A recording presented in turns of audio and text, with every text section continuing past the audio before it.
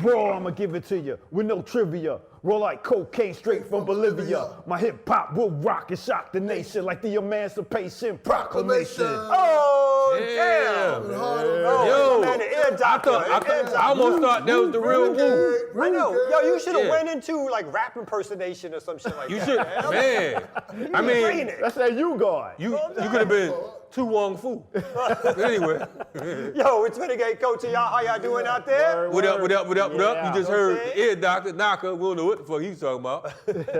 How you doing, my man? I'm all right. How you doing, sir? I'm doing all right. We got my man, it's Kunta our Kizzy in the house. I don't like that at all. No. Yo, this is Kamau K. Franklin, and you right. are? I am Kalonji Changa. Just out of drug school. You are? The ear doctor. Minister Server transmitted live from the planet Earth. I use a little slower. Do you listen to music in the back? Real I think slow, like some headphones on. and listen to music. So he sound like he's remedial that time. Oh, yo. Mr. Server transmitted from Mr. Server. Coming from another universe. That's what Hey, I think He had the does, spirit yo. of Just Jai in coming him. back to the planet on y'all. Hey, You know what it is. Jai must have left you some of what he had. Anyway, we got a hardcore show today. I know, man. Who we got on tonight? Before we talk about who we got Wait a on, minute. Go ahead. there's like a lot of fuck shit going on in America today. Some fuck shit? Yes. You had Okay. the sister in Chicago. I want to say fuck the police everywhere the fuck they at. FJP. You had a situation where the sister was handcuffed, naked. They ran up in the wrong fucking house. The social worker put guns to her head. The sister looks like she's old enough to be our mothers, and it's just fucked up. Embarrassed her, disrespected her, so on and so forth. Another situation, forgot what part of this rotten ass country he's in, where there's a videotape of a fucking cop in a pickup truck that mowed down this brother in the middle of a fucking field. I mean, literally ran him over and shit. This brother right here said he was afraid for his life. He was fearing for his life because of the fact there was some traffic stop in some country ass fucking town. They had been chasing him or whatever. He was afraid to stop. His wife is a cop, and I believe his father's a cop as well. Damn. You know what I'm saying? But they still have him locked up. He's been locked up for the last couple months or so, 4 months, I believe. And they're talking about, I believe since August, and they're talking about charging him with reckless endangerment and some other bullshit, where you clearly see the fucking pig truck driving over this brother. You know what I'm saying? So they still have him locked up. So much other shit going on. You had the brother, the young brother who was murdered, I believe it's DC, where they shot him in front of his home and shit. Wrong person again. Yeah. You fucking cops need to get your fucking eyes tested.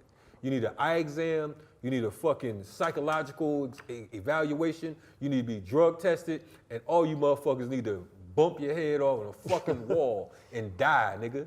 That's what the fuck we feel. Anyway, you listen to Renegade Culture. We can say fuck the police in 36 different languages. And this is our new segment where we don't curse a lot, so we just want to let y'all know that too. That's like what we're doing. We ain't cursing that much on Renegade Radio, which will be coming soon. True, but on Renegade Culture, we're gonna say fuck, shit, son, bitch, and all that.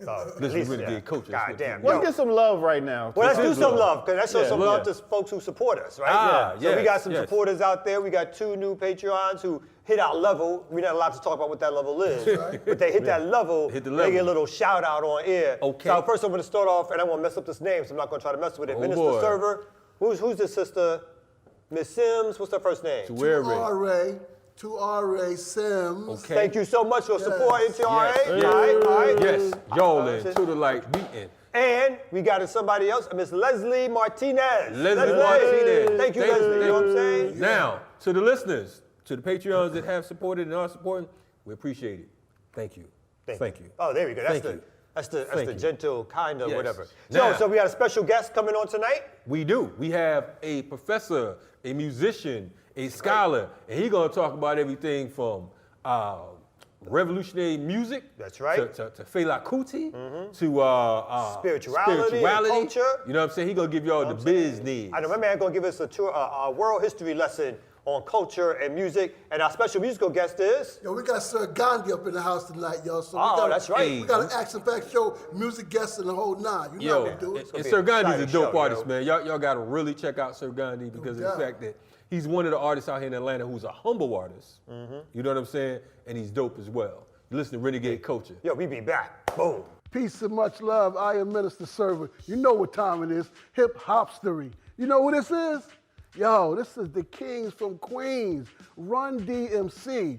Run DMC and Jam Master Jay. Yo, one of the most influential groups in hip-hop history. When they dropped the single Suck MCs in 1983, it literally split the time from the old school style of rap to the now school style of rap. So they went on to drop their debut album in 1984, Run DMC. Then they dropped The King of Rock. Then they dropped Raising Hell, which gave us the blockbuster hit Walk This Way with Aerosmith, who actually brought back Aerosmith's career when they dropped that song. They went on to do Tougher Than Leather, Back From Hell, Down With The King. Yo, Run DMC, their influence cannot ever be understated. When you learn the hip-hop history, you gotta know about Run DMC, Down With The Kings, word.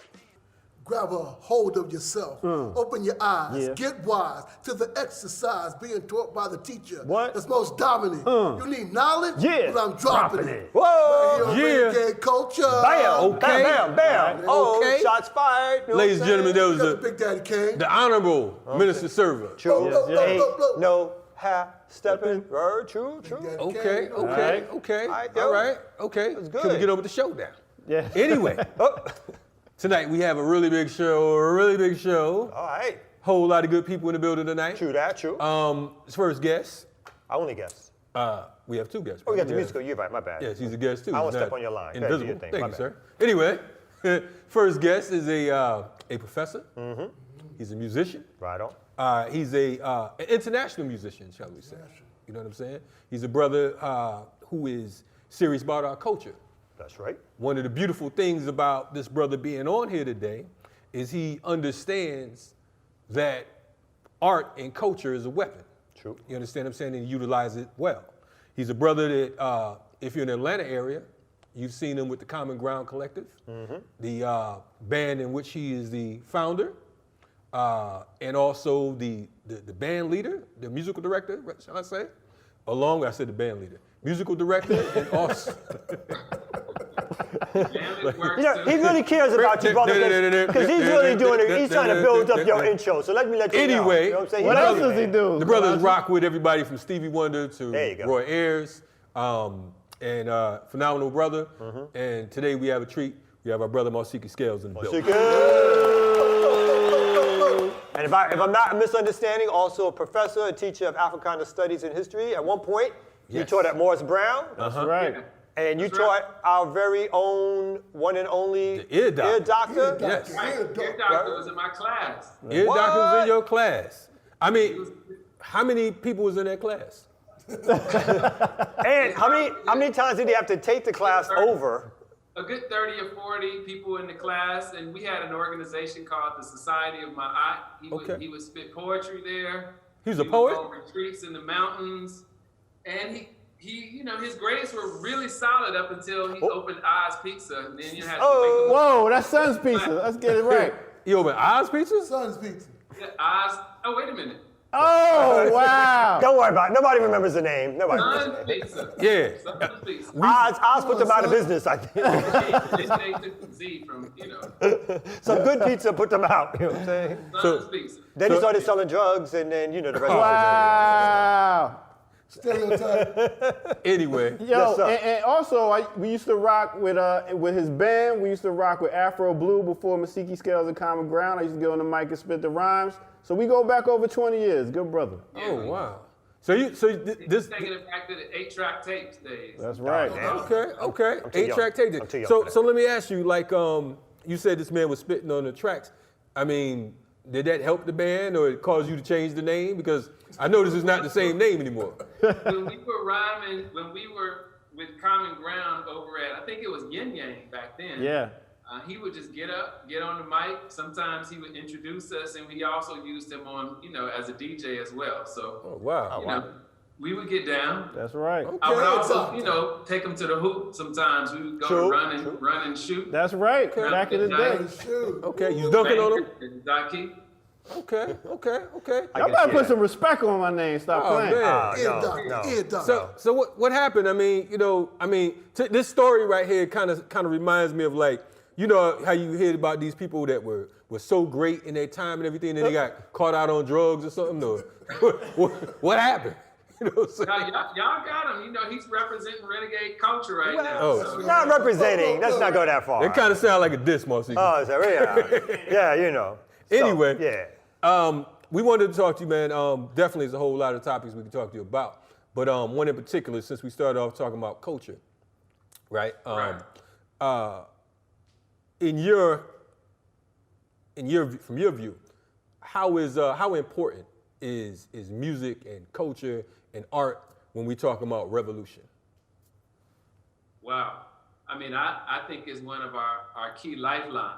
Like when I think about the Ma'afa, the time period of our ancestors from the 16th through the 19th century, you think about ships that were out to sea, sometimes over a year, sharks beginning to develop the taste for human blood because so many bodies would be dumped overboard.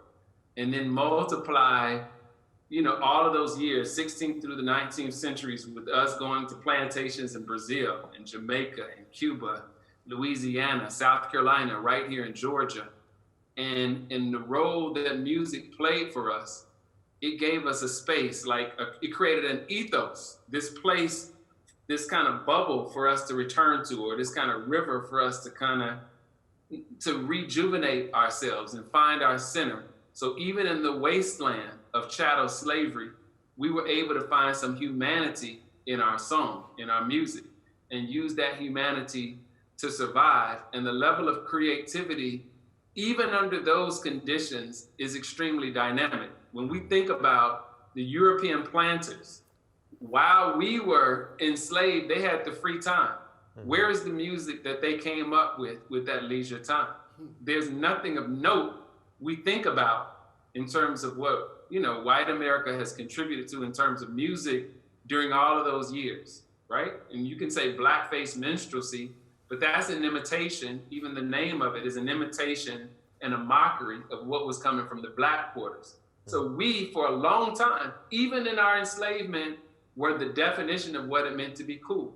I mean, Chappelle makes kind of a reference to that in his last stand-up. Like, we define that tempo, you know, no pun intended, of what it means to be cool, of what it means to be legit. So even with shackles on, you think about the music of the blues, spirituals, you know, and I come back to that minstrel music. That's the first popular music of Euro-America. America's first popular music is minstrel songs, and that was an imitation of black folks' music. But when you think about the blues, spirituals, ragtime, gospel, jazz, funk, soul, you're looking at just this constant creativity coming from African people in this part of the world. And that gave us our centering, even when it seemed like all was lost. In a weird way, too, like, you know, when I got young kids now, and when they're looking at TV and they're looking at like these things, these kid bops things and all this other stuff, like there's all these white kids basically doing black music, African-centered music. And over time, obviously, you know, it started generation after generation. White folks have profited, made money, become huge artists off of being centered around African music and black music, right? So, I mean, what do you think about what we could do about that, and what is the cultural phenomenon that doesn't allow us to sort of like, you know, take control of our own musicianship? When the Roots put out that album, Things Fall Apart, at the beginning of it, there's this, in the liner notes, there's this discussion about how black people create art forms and we throw them away. You know, Baba Amiri Baraka wrote the book Blues People. And to me, that book represented just acknowledging these sounds as sacred. We began to be ashamed of our own creation. So if we are ashamed, how do we teach this as sacred music to our children? You know, at Fisk College and Hampton Institute, when their choirs were touring in the 1800s and the 1900s, they began to hire these white composers to take that feeling out of the music. You know, that feeling that makes you want to cry because it's reminding you of the pain that we endured. They hired these composers to take that element out of the music as to not offend these white, you know, donors and philanthropists. But, you know, folks were not on the plantation singing operas, Western opera style. So it's something about, to me, like, ensuring that our children say, well, hey, yeah, we love hip hop, right? I grew up on hip hop, and we love the blues. So I challenge, some of my students to say, well, do you have an album that's the blues? Do you have an album that's jazz, that's funk, that's gospel? Like all of this, and the style of all of it is the same. We gonna be speaking Ebonics, no matter what, if it's the spirituals or James Brown or hip hop. Like, and had we tried to sing and deliver sounding like white people, those styles wouldn't exist. And so, like in order for a young person to take it as sacred, I think we have to, that African proverb that says, you could only hang a bag as high as your arm could reach. So if we're not taking it serious, I often feel like they just say, well, hey, that's just old folks music, that blues. No doubt. What's that got to do with me? Let's we had interviewed you a few years ago for our documentary Organizing is the New Cool. And one of the things we talked about was the continent. And we mentioned Fela Kuti in particular. You know what I'm saying? How important, because I think that, people know Bob Marley. You know what I'm saying? But rarely do the masses talk about someone like Fela unless they're hearing about a Jay-Z play or something like that. How important was Fela Kuti to our liberation struggle? I think Fela Kuti was crucial to our liberation. He was a Pan-Africanist. He mentioned that he didn't really take his African self, his Pan-African self seriously until he saw Black people in America on 125th Street wearing dashikis. So in 1969, after having spent time in London on the jazz scene, he finds himself in LA and he meets this sister, Sandra Isidore. Yes. And Sandra Isidore, who's working with the Black Panther Party, she begins to politicize Fela Kuti, right? Before then, much of his music just had to do with partying. The high life music of West Africa was often the music of the tavern, music of enjoyment, music that had a calypso inspiration to it, music of drinking and enjoying yourself. So 69 was a pivotal year. So he returns back to Nigeria after having this eye-opening experience with Sandra Isidore. And he begins to put more African consciousness, a sense of history that's reflected in the names of his groups. Even that sound of James Brown was a sonic fabric that he pulled from, because he's a Yoruba man. And we don't hear the talking drum that we hear from King Sunny Ade, with that boom boom, that sound that's central to a lot of that music. He uses horns where that instrument would have typically been. And there are times where he uses those horns to convey proverbs, coded, not unlike our ancestors that sing "Swing Low, Sweet Chariot, coming forth to carry me home," to make it to a safe haven in the Underground Railroad. Fela would use that same creativity within his music. He would have a song called Yellow Fever. And then Yellow Fever was a way of bringing critique to Africans who wanted to use bleaching cream. Like the reggae song, "Dem I Bleach?" So he's saying, you got yellow fever, you're caught up with this colorism. So, I mean, I look at his music as being extremely dynamic and a reminder for us. I think it's a charge to keep when he gives us songs like Zombie, in terms of how we're gonna have African governments be set up, or Upside Down, that critique the impact of colonialism. Teacher Don't Teach Me Nonsense. When you would enter Fela's shrine, that's what he called his club, which still exists. Femi and Shayoun and Made, these individuals still perform at the shrine. On the way into the shrine, there would be books by Sheikh Antija, Dr. Ben. You go inside and there are pictures of Malcolm X and Marcus Garvey, and he's pouring libation as a traditionalist, practicing traditional African spirituality, all of that within a show. One of his drummers that he had with him for years, Tony Allen, these concerts could last for 6 hours, and Tony Allen would be on the drums for the entire 6 hours, because it's a long-winded music. And even that speaks to this idea of letting the African spirit come through the music, because T vowed not to make a short song. He said that's for the Europeans, a 2 or 3 minute song. We're just getting warmed up. So we're gonna stop you here because we just getting warmed up ourselves. Yeah. So we're going to take a break for our first segment. We're gonna come back with a brother who is a historian, a musician, Mausiki Scales. We'll be back. Renegade Culture. Yes.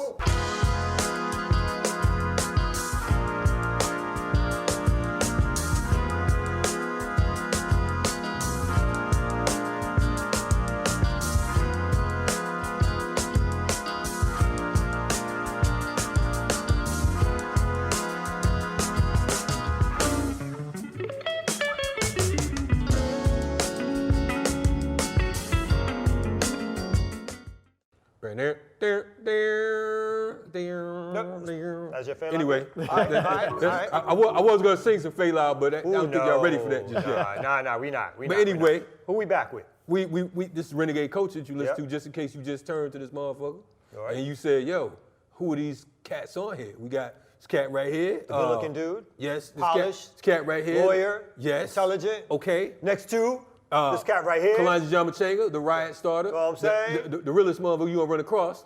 And are you gonna come back? Yeah, I mean, because what's my man name from South Africa?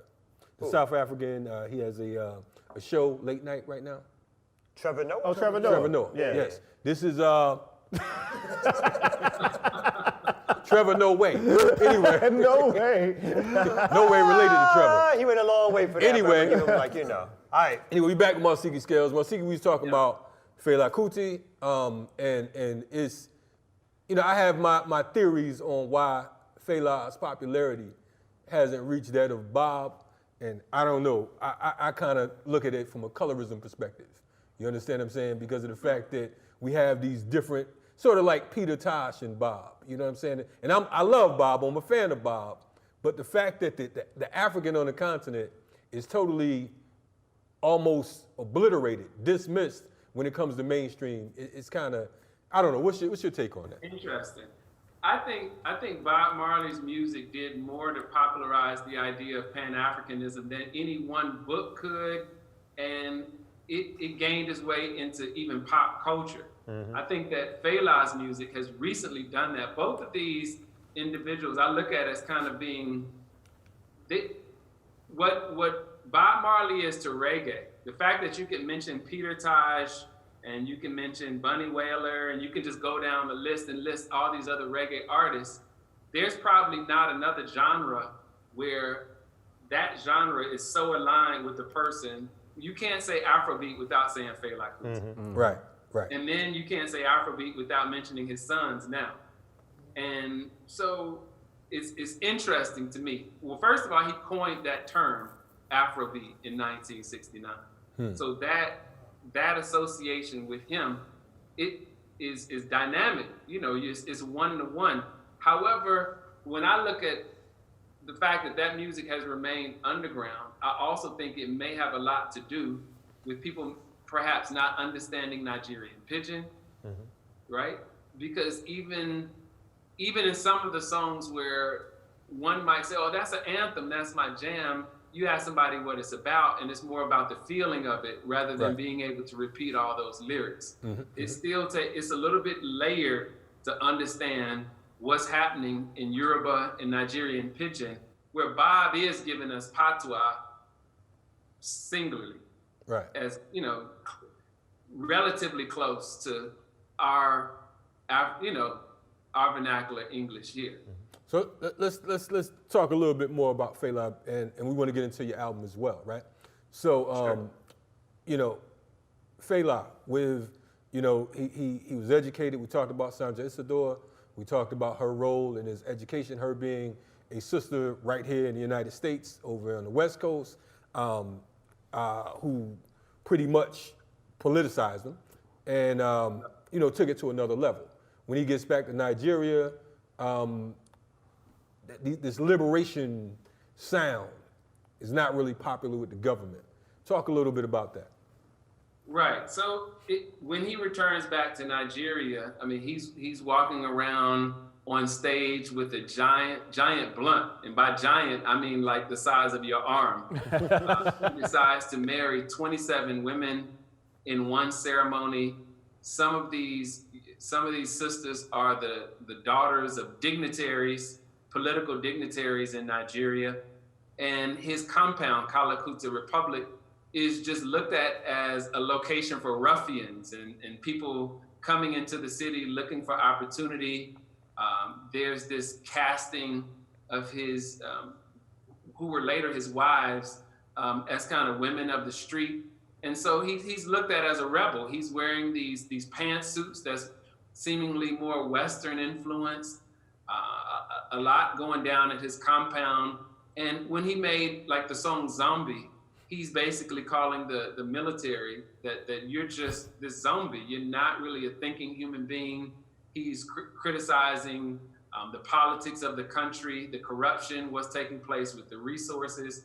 And all of these events would even lead to his mother being thrown from the compound being set on fire, men and women of his circle being punched in the face, beaten. So we're talking about a lot of violence for a man who used his voice to speak out for justice. And so he's an inspiration to me, even in a lot of my music. I like the sonic layers that he chose. And it takes a lot to have a band, especially even during this time period. When you think of, we live during the era of the selfie. When we think about an artist creating music, it's the individual. It's not that old school Commodores, Fela Kuti, large ensemble. He would travel with 35 people. And it's how do you make money when you're traveling with such a large ensemble? So in that tradition, there's the people coming up on stage and peeling money and dashing them with money in the same way you see in the Caribbean with some of the Junkanoo festivals or Carnival in New Orleans with the New Orleans Second Line. You're seeing bands that were connected to community. And so Fela gave people many opportunities too when they came into the city. What are you gonna do when we have our show? This is the DJ. This person is preparing food. So there was that communal living and him taking care of his people. Now, I'm gonna break in here because not only are you a historian, but you're an artist yourself, as Kalonji mentioned at the beginning, and you have a new album out called West Africa. Do you want to talk to us a little bit about what influenced you to make this particular album at this particular time? Definitely. In the early 2000s, my band, Common Ground Collective, we opened for Hugh Masekela. And Hugh Masekela, an activist, freedom fighter from South Africa, fought against apartheid. So we were honored to open the stage at the National Black Arts Festival for him. And so when you're, on the side of the stage, you're checking him out, seeing him getting warmed up on his flugelhorn backstage. And the audience greeted him in such a warm way. All these Black folks in Atlanta, he called the audience West Africa. He said, y'all really get it. He said, you haven't lost it. You haven't lost the spirit of connecting to this music. And when he said West Africa, that stuck with me because I always thought about the music tradition of Africans in North America. When we look at the level of creativity coming from African people, even during slavery, we think about sounds like the spirituals, work songs, the blues, different styles of blues when we go north, ragtime, gospel, jazz, several different styles of jazz, the freedom songs, hip hop. When we look at the level of creativity coming from that group of people, it's almost as if we're studying of people in a high civilization who were not enslaved, that level of creativity. And when we compare that music to those who had the leisure time, those slave owners, those planters, it doesn't compare. There's nothing of note the world pays attention to that was coming from those quarters, and what ended up being created are minstrel songs. So this album, West Africa, was my way of paying homage to those African people who created these traditions and put the stamp of sanctity on it, that this music is sacred and each song is a vignette, is a creation story honoring how we come to be in this part of the world. Yo, in our resilience. Mausiki, and we still here. Mausiki, I gotta say, when I listened to this album, you had jazz on there, you got Afro beats, you got hip hop, you got house. I mean, DJ Kemet even did a remix. You got every genre of music on this album. It's ridiculous. I gotta give you props, bro. Appreciate that, man. Appreciate that. And so that was the idea, to try to tell that story as best as I could, converging my love of our history. And in a way, I don't even call it that, our history. I look at it as this is our social practice. This is who we are. It's in the music. It's in our style. In fact, much of this music, when it was first encountered by outsiders to the culture, it was viewed as less than and savage and backward. There are high-tone jazz journals that said, high-tone journals that said jazz is going to take us back to the jungle. Even the term blue note comes from a group of people who were not familiar with certain notes. When your grandmother moans, it says, we don't think of that as cultural. But there's some people on the other side of the planet who are not moaning in that scale. Those are scales we brought with us from Africa. The polyrhythms we brought from Africa. Even some of the names that we chose to name our music is following what scholars call an idiophone. We create names for our music that sounds like the music. Like an idiophone is like the word zigzag, right? It kind of looks like the image. So when you hear phrases like bebop, hip hop, while those aren't African words, it very much follows an African language pattern in terms of naming the thing how it sounds. I mean, the list goes on. Honky tonk, blues, jazz, funk follows some of those that same template. We're gonna stop you right there. We're gonna take our second break, I guess, and come back with a final segment. We want to get a little bit into spirituality when we come back, and how that also, with the culture, has sort of carried us forward since being enslaved in America. So we want to thank you. We're gonna be right back on Renegade Culture. Yes.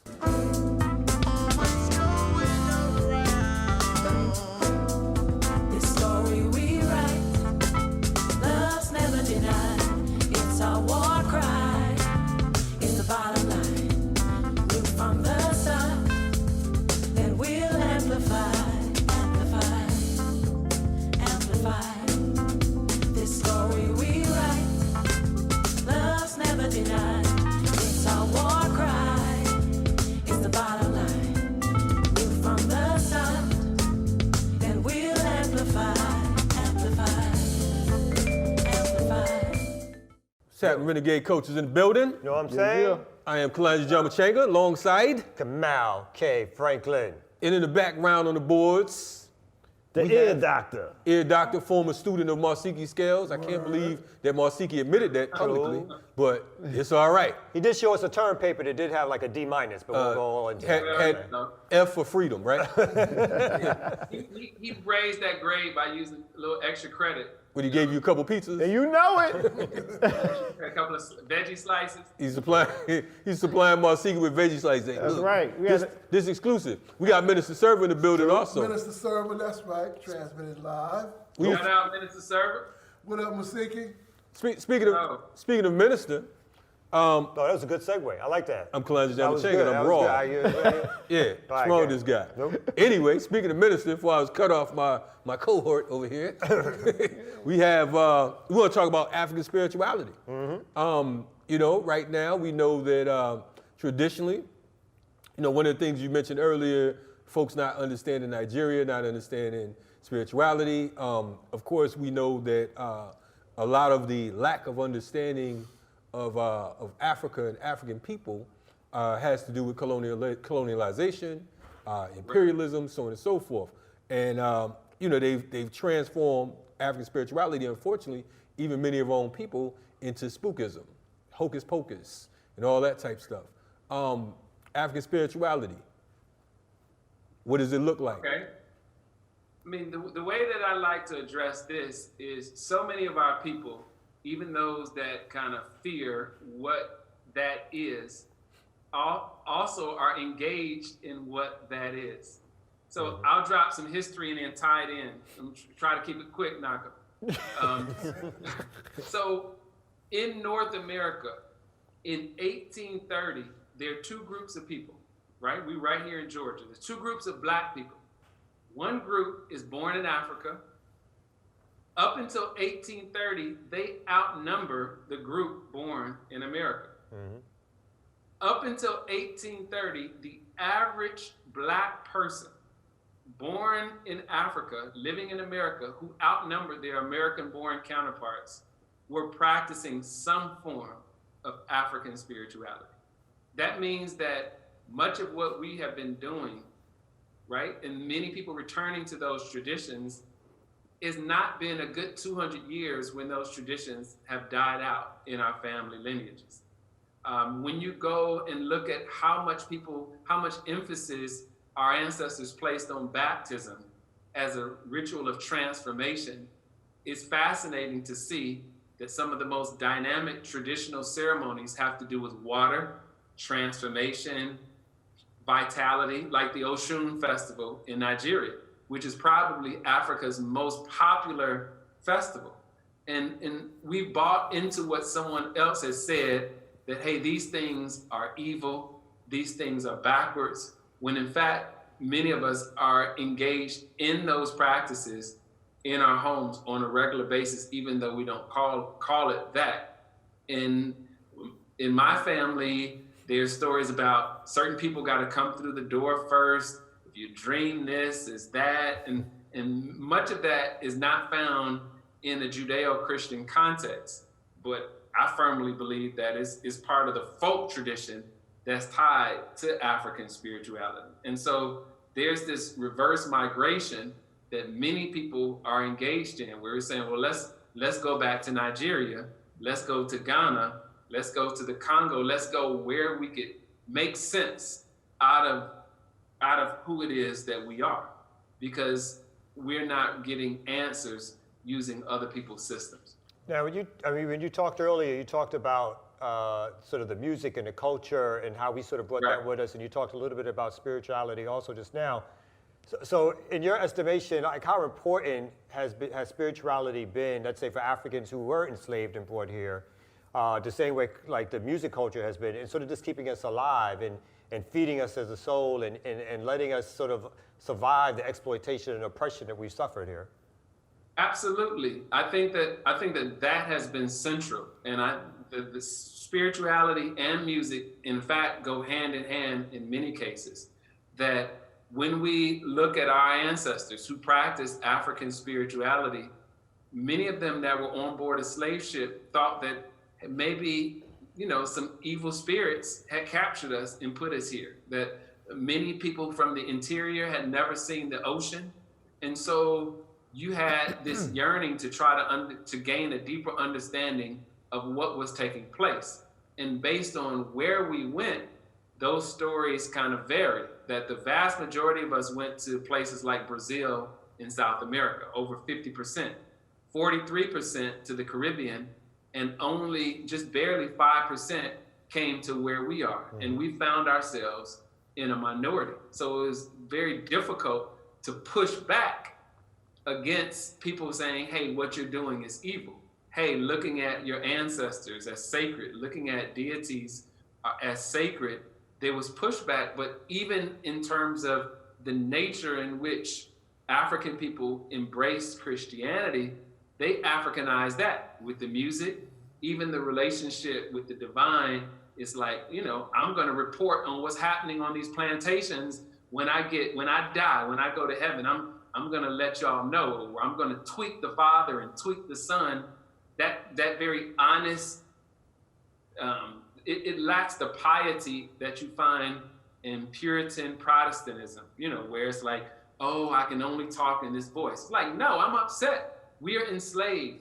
And yet there was that resilience in the faith, in the rituals, in keeping families together, and in some ways, keeping families together in ways that we've lost. But that spirituality was key. And I think that idea, we had to have been resilient, or we wouldn't even be here right now. When you look at the push to create maroon communities and steal away, the push to steal away to engage in our own rituals to keep us going, we wouldn't be here had not that been effective over the course of time. And I feel like we've lost some of the narratives as to how to engage the world, though. That there was so many references for people for the Old Testament, and in that you have an Exodus story. You have a David versus Goliath. And in some areas like Capoeira in Brazil, Candomblé, Voodoo in Haiti,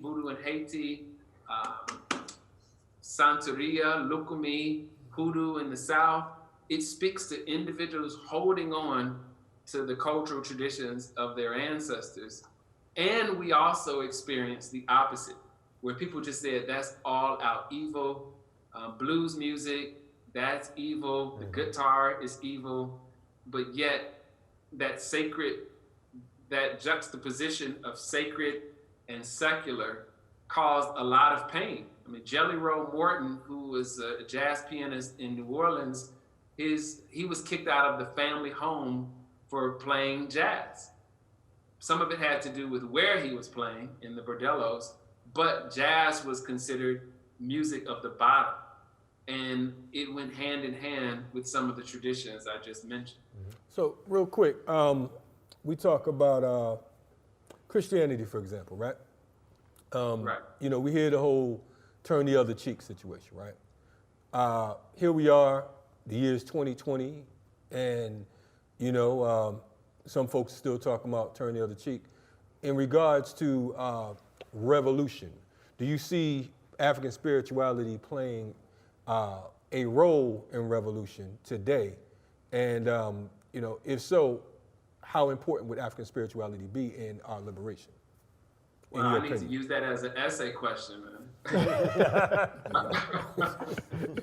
I mean, I think it's a crucial role. I think that it's in the same spirit that I mentioned in terms of maroon societies, that when you look at some of those conversations are to be had in public and some of those conversations are not. But in those societies, if we looked at the Haitian Revolution, it was central to that particular revolution. We look at Nehanda. So the idea is that you want to rely on your own culture.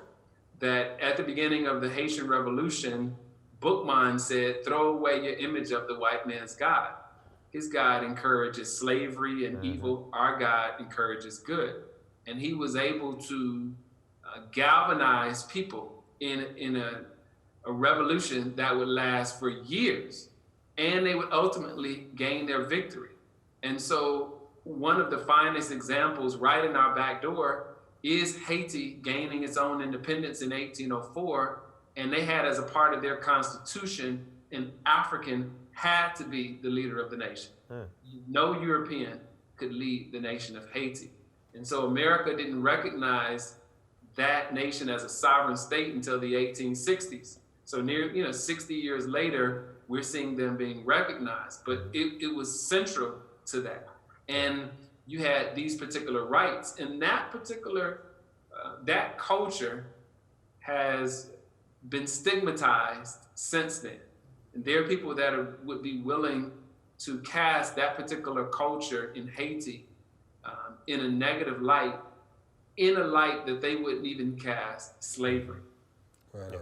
And it's funny, a lot of people talk about Haitians probably retain the closest to African culture of any group that we have here in the Western Hemisphere in terms of them holding on to something that's more. And I think a lot of that had to do with the nature of French planters saying that it's so cheap to go to Africa to get more, we will kill off one generation and the next generation, and we will go to Africa and get more. And when you do that, in contrast to Georgia, where people were breeding human beings, you're creating a very concentrated African culture in this island.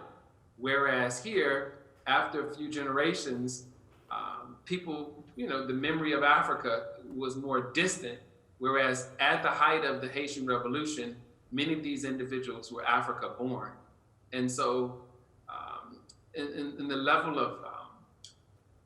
of torture. C.L.R. James in his book, The Black Jacobins, or Black Jacobins, talks about torture techniques like the four-post, where they're tying down even pregnant women and beating them and just torturing and killing and torturing and killing, and going back to Africa to bring back a fresh influx of Africans.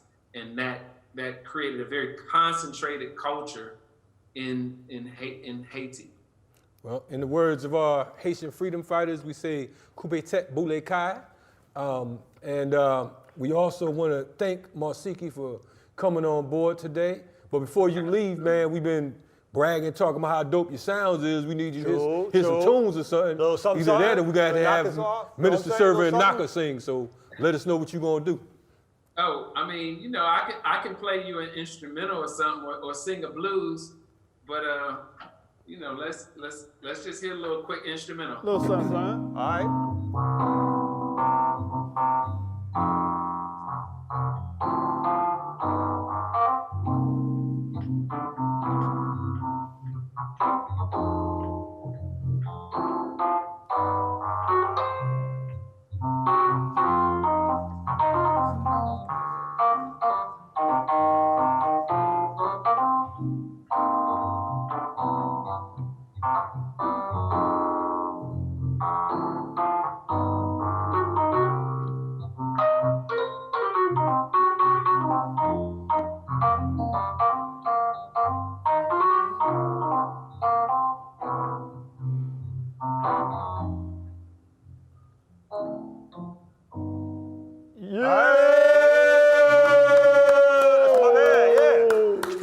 I'm gonna send you my audition tape because I'm tired of these suckers. I'm gonna join your band, bro. Oh, shit. So I just want to say again, the album is West Africa. Can you tell us where we can get this online? Absolutely. It's on all formats, iTunes. You can also support Bandcamp, Tidal. It's on all major platforms. If you're interested, you can go onto Bandcamp /Mausiki Scales and purchase the physical CD as well as downloads. It's also on Spotify. Hey, and what we're gonna do is this right here tonight. For the first time, you heard it here. We're gonna be giving away 3 of West Africa, courtesy of Mausiki Scales, to our next 3 Patreons. True. And also we have also 3 more joints from our brother Yamin Somali. You know what I mean? So we want to hit y'all with a little bit of hip hop and a little bit of this African funk that Mausiki just dropped on your forehead. You know what I mean? So make sure y'all get with us via Patreon, or if you know Minister Server or whatever, you get to guess what Minister Server had for lunch yesterday. If you could do that, then you might get a CD as well. I think we already know that because he burped a couple of times, but that's what I'm saying. But brother Mausiki, thank you so much, brother, for coming on. It's been a pleasure. We gotta get you back on again, brother. Appreciate you, man. Hey, awesome. Oh, and our special musical guest coming up is? Yeah, we got Sir Gandi is ready to come and bless y'all with some organic hip hop. You know what's dope? To hear Mausiki talking about the music with the kind of music that Sir Gandi makes. So the synergy is right on time. True. Sir Gandi coming up, y'all. Renegade Culture. Boom. Yes. Great.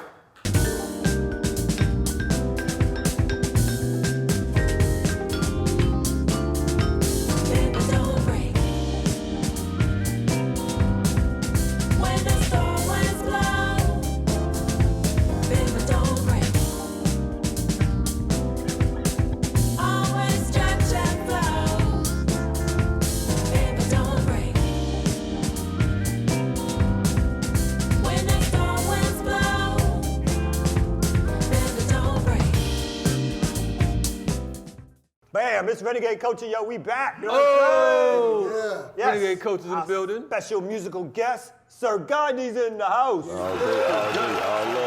I like how you did that, man. You like what I'm saying? I exploded on that. You know what I'm saying? You had the spirit. Bam. You had the spirit of Minister Server. You came back. Oh yeah, 1978 is a number.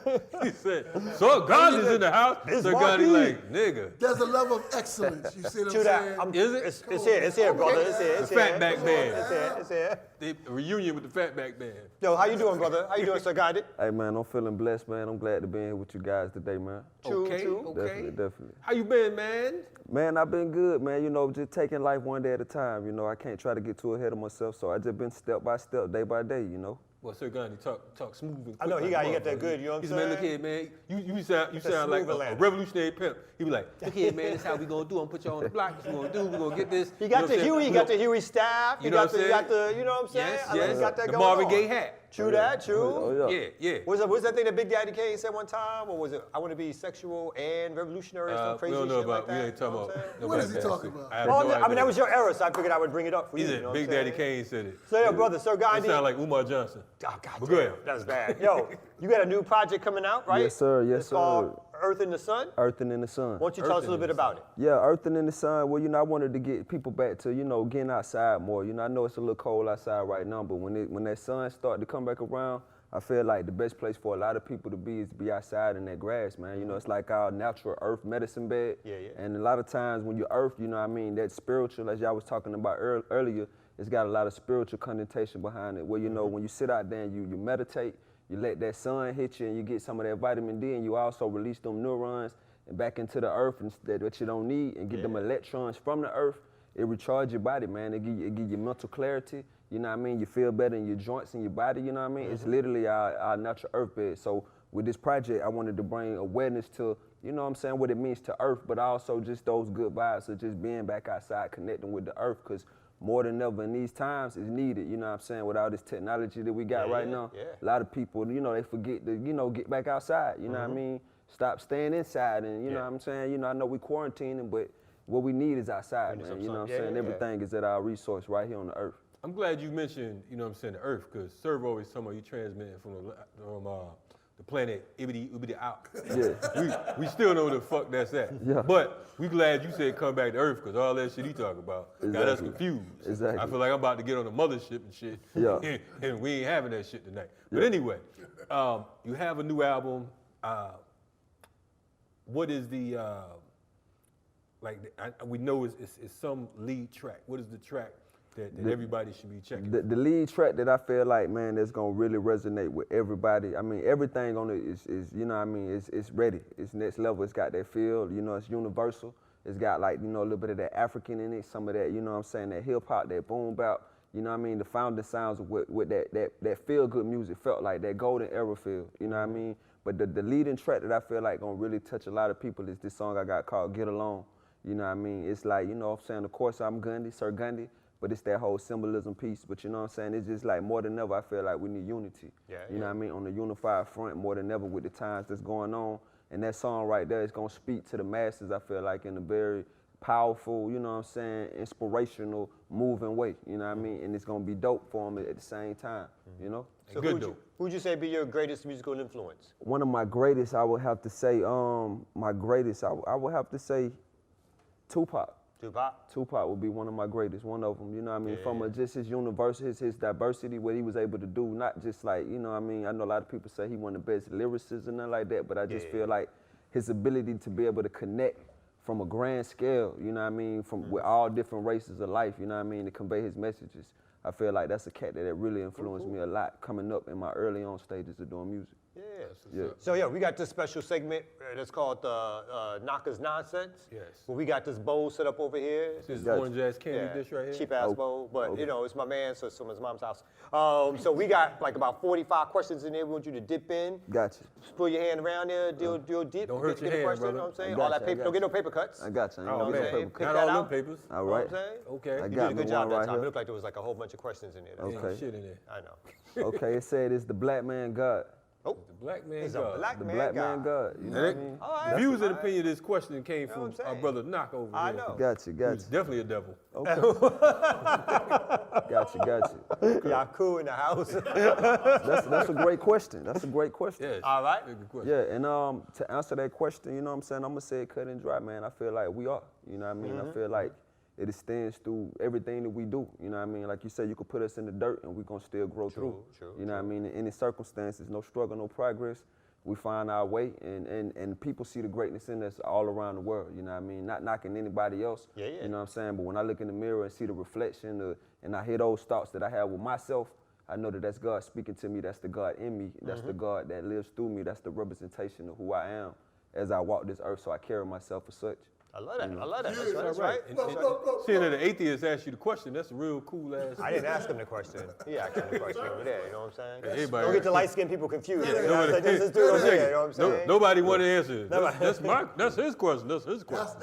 And for the record, we think the black woman is God too. That's right. Exactly. Don't miss out the God. No. Yeah, that wasn't on you. That was on this old one. I got you. Some of them look like women. So I don't know. We know that the black woman is the first God on earth. True that. True.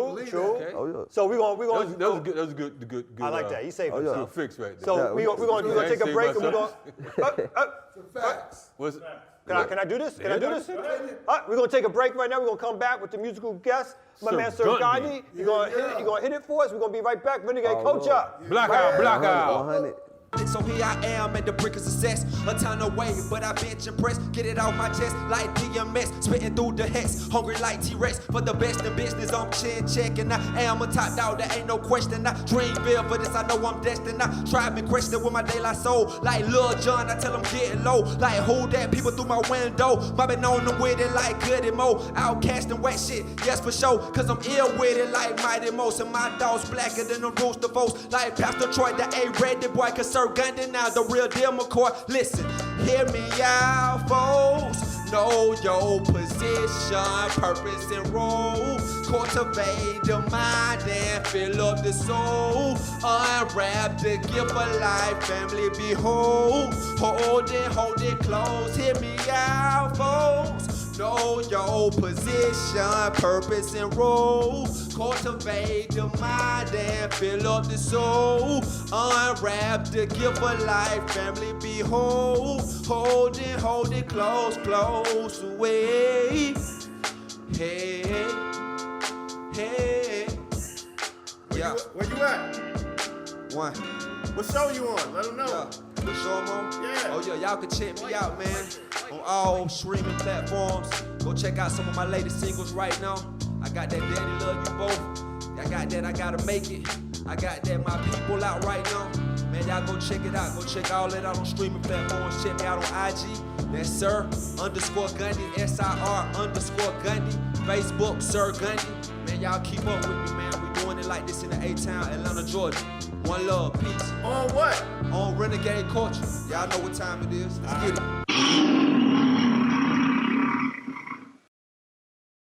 My name is Kamau Franklin. I'm one of the organizers of Community Movement Builders. Community Movement Builders is a black organization, and we do work in two areas. I would say community organizing and sustainable development. We have 6 chapters here in Atlanta, Detroit, Dallas, Memphis, New Orleans, and San Diego. We do organizing around gentrification, particularly gentrification here in this community. If you see, there used to be a lot more before COVID hit, but there's these signs up that are anti-gentrification signs. It's part of our larger campaign to try to stop, prevent, slow down gentrification. This mural back here you see is part of our campaign. It was a petition campaign, a yard sign campaign, and we're going to do protests against local politicians, and also working with another group called the Housing Justice League to work around larger policy issues, so forth and so on.